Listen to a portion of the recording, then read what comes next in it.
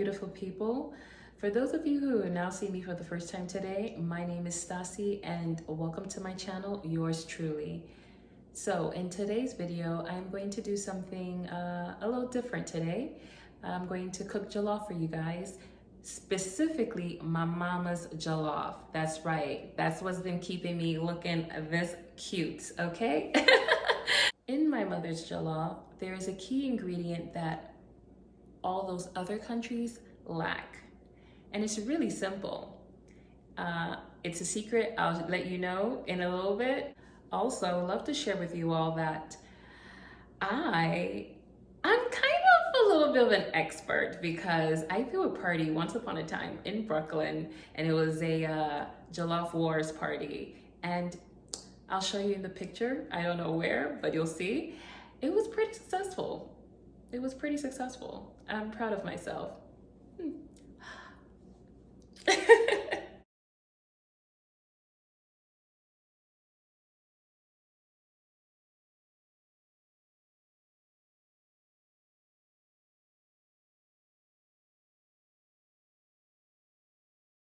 This dish. Oh, and by the way, I'm going to have to change out of this because you know why? You'll see why. When you're making the stew, I was gonna say gravy. When I'm making the stew, it splatters all over the place and I don't want it to get on me and this, so I just thought it'd be best that I change out of these cloves and change to something a bit more kitchen friendly. Let's get into it. Hello, beautiful people. So here we are in my kitchen and we're about to make some jollof. That's right, my mama's jollof. All right, here we go. So we got corned beef by Libby's. I think I like Libby's. I can't remember the other brand right now off the top of my head, but whatever. And I feel like it has less fat, that's why I think. And you definitely need your tomato paste, crushed tomatoes, real fresh tomatoes on the vine, and I think they call it beef steak tomatoes as well. Yeah. And onion, yellow or purple onion works just as well. And of course we have sauteed shrimp paste, and I love this little product. This is awesome. And in New York and back home in Africa, we would use dried shrimp, and we would blend it in the food processor or in a blender. But I went to a seafood city and I saw shrimp paste, so it's the next best thing. So if you can, use that. And of course, definitely need one small Scotch bonnet pepper. When all the sauces are together, you're gonna need something like with a little kick, a little spicy kick to it. So, and can't forget your number one ingredients, rice. That's right, okay. So, the reason why I didn't mention this is because this is this. This was the leftover and I put it in the freezer and I defrosted it today because I knew I was gonna make jollof for you guys and for myself. So here we are. And what else? Oh, of course you're gonna need oil, but never mind, enough chit-chatting, let's get started. Oh, we're gonna need a bay leaf. Sorry, I don't know if you guys can see it, but there you go. And I can't believe I nearly forgot garlic. All right, let's get to cutting.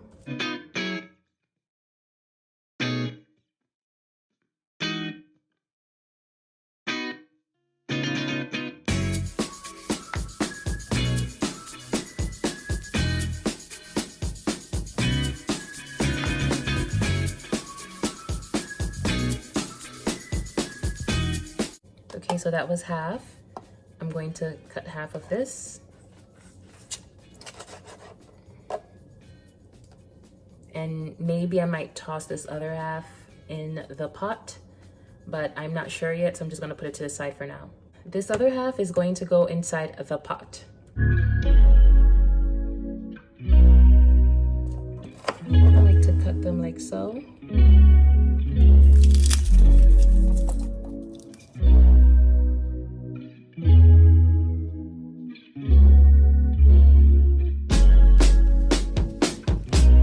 This is the other half. Remember we said we're going to use this? Okay, we're going to use this to just put a little bit of water in there. Actually, we're going to use 1/4 of a cup. 1/4 of a cup.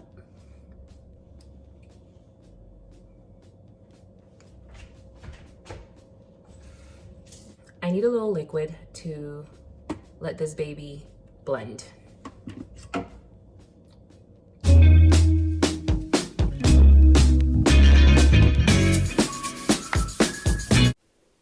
Normally my mother adds 2-3 tomatoes, fresh tomatoes, but I only chose to add 1 because not everybody has fresh tomatoes laying around or has access to fresh tomatoes. So as you will see, I knew I was going to add paste and crushed tomato in a can.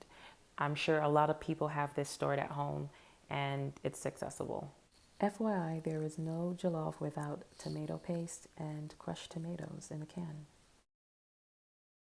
So I'm going to be making the jollof in this 2-liter saucepan. This makes enough for about 4 days worth of a meal, so it's great for meal prepping if you're into that like I am. Also, please pardon the water spots. I live in a place where there's hard water. In New York, there's no such thing, but out in the West, this is what I have to deal with.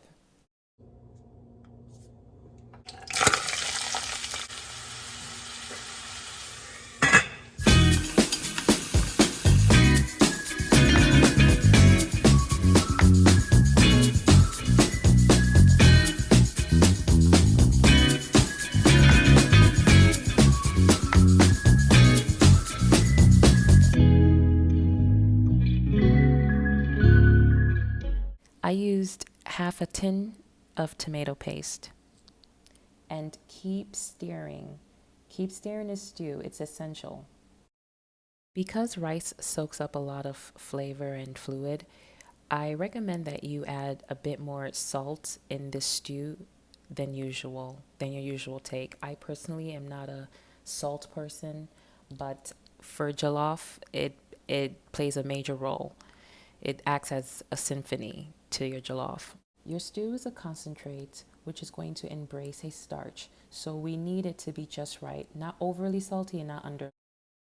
This is my mama's secret weapon, good old-fashioned corned beef. This is what's going to make your stew very tasty and delicious. Also, please don't forget to add a dash of nutmeg to enhance its flavor. And keep stirring the stew. Hey lovelies, if you guys are enjoying this type of content, please feel free to let me know by liking, commenting, and subscribing. Thank you.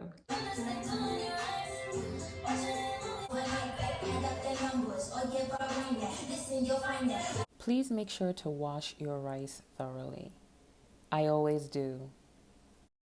After you've added your rice and blended the rice with the stew, please cover up the saucepan with its lid.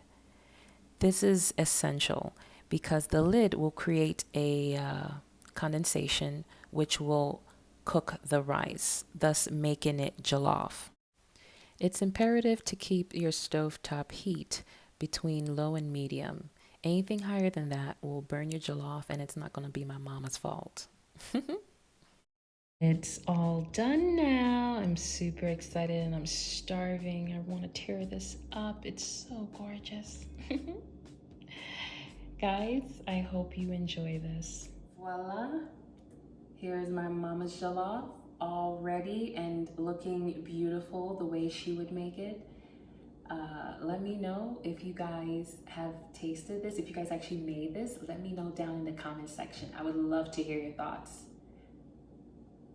In the meantime, I'm going to have a bite.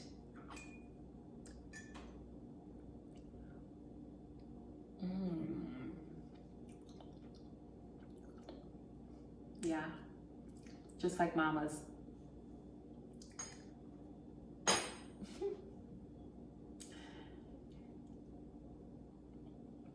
Bye. I'm gonna let you guys go so that I could get into this.